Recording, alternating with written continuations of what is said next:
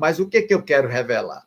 É que você talvez tenha sido informado de que essas doenças são doenças de idosos. A quantidade de crianças obesas no mundo ocidental tem crescido muito. Nós estamos na iminência de chegar a uma geração que vai viver menos.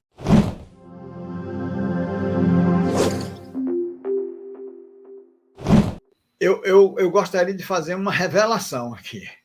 Opa! Professor Silvio Bernardes vai fazer uma revelação. Qual que é?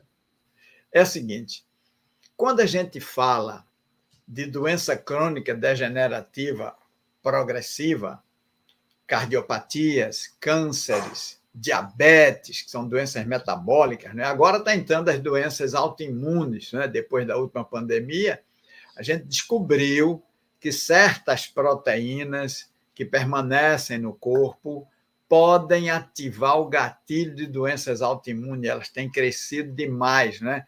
Alguns escritores já nos revelam 159 tipos diferentes de doença autoimune. Mas o que eu quero revelar? É que você talvez tenha sido informado de que essas doenças são doenças de idosos. Acontecem mais com os idosos. Eu quero te dizer que a macabra, a terrível e a obscura transição epidemiológica que afetou os costumes já está chegando às idades menores. Tem um dado aqui de uma pesquisa muito importante, vou colocar para você, preste bem atenção. Quase 2/3, atenção, hein? Eu estou falando de mais de 60%. Quase 2/3 das mortes prematuras em adultos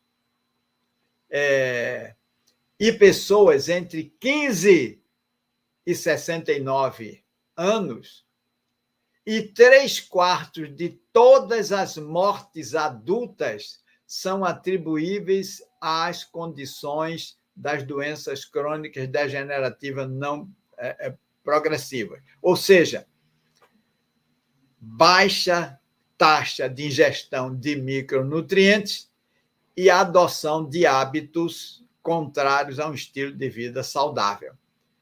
Então, vocês estão notando que já temos de 15 anos em diante, a quantidade de crianças obesas no mundo ocidental tem crescido muito.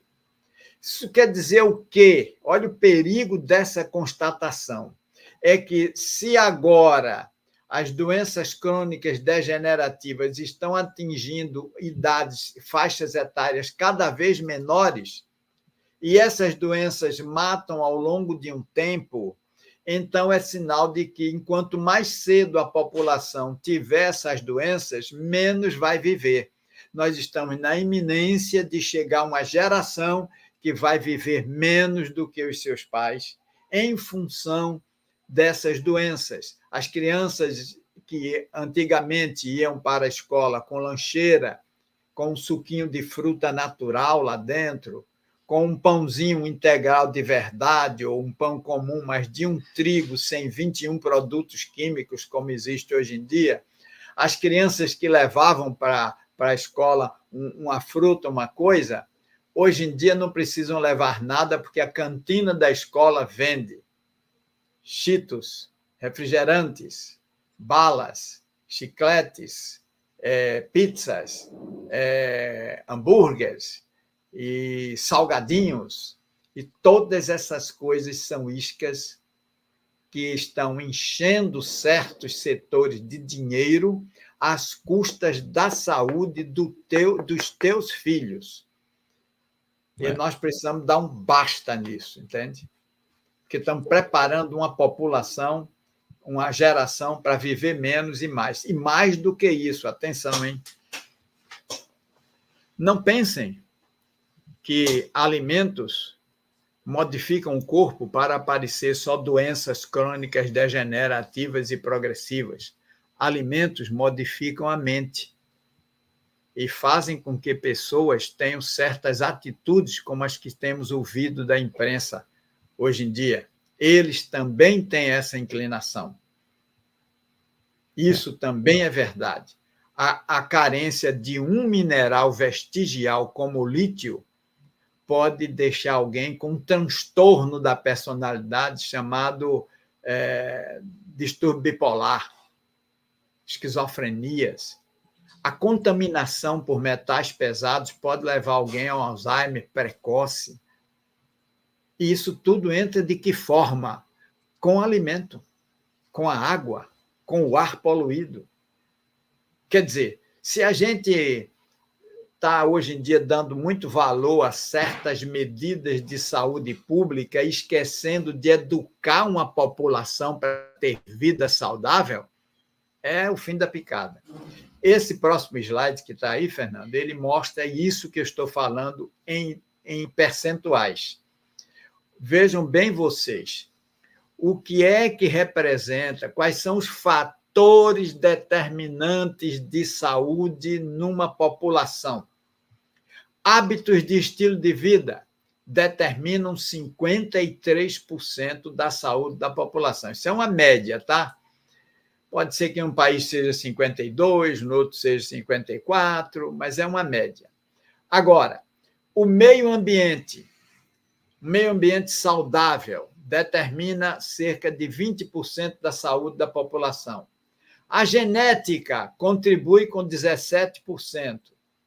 E toda a assistência médica, hospitais, farmácias, prontos socorros, redes de clínicas, planos de saúde, tudo que é assistência médica só contribui com 10%. O que significa que se você tiver um estilo de vida saudável, tiver uma boa herança genética, você se livra da necessidade de ir para esses 10% de assistência médica com muita frequência. Mais ainda, preste bem atenção a isso. A herança genética é constituída por genes que predispõem você à doença, não são causadores, são predisponentes. Se alguém tiver um revólver, o revólver não mata ninguém. Mas se ao longo da vida, com hábitos errados, for colocando balas no tambor, o revólver já se torna mais perigoso. Agora, ainda tem que ter algo que puxe o gatilho. E o que puxa o gatilho é o teu estilo de vida. Portanto, tem cuidado. A tua herança genética pode ser até ruim, mas ela não se manifesta se não tiver alguém que puxe o gatilho de manifestação dela. E você está vendo por aí... Somando ali, professora, o estilo de vida e o meio ambiente, que é você morar, logicamente, num lugar menos poluído, né? Num lugar aí um pouco mais aprazível, então dá mais de 70% contribuindo para você ter uma boa saúde. Sim. Vou te ler aqui outro trecho que eu separei para a gente hoje. O consumo de alimentos... Isso é uma pesquisa da Organização Mundial de Saúde, hein? O consumo de alimentos com altas taxas de gorduras saturadas e gorduras trans, sal, açúcar e outras coisas, né?